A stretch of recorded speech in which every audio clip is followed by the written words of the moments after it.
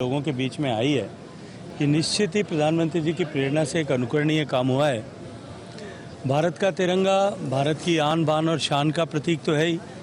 उसके साथ साथ में हम सबको उन सभी अमर बलिदानियों का पुण्य स्मरण भी कराने का अवसर प्रदान करता है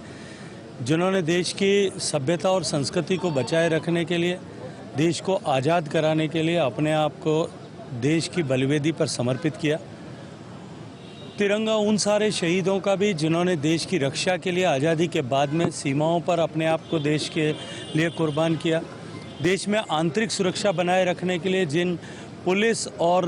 केंद्रीय पुलिस बलों के सिपाहियों ने, सेवीरों ने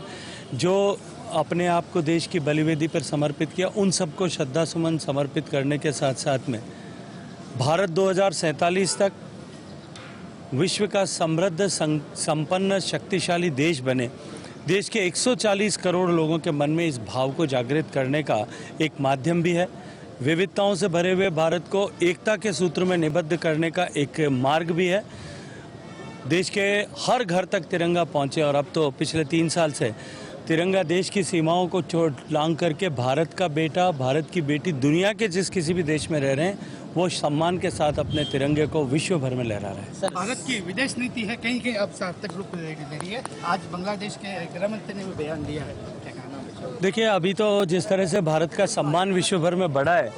और भारत की तरफ देखने का नज़रिया जिस तरह से विश्व भर में परिवर्तित हुआ है, ये भारत की विदेश नीति और भारत की बढ़ती हुई शक्ति और सामर्थ्य का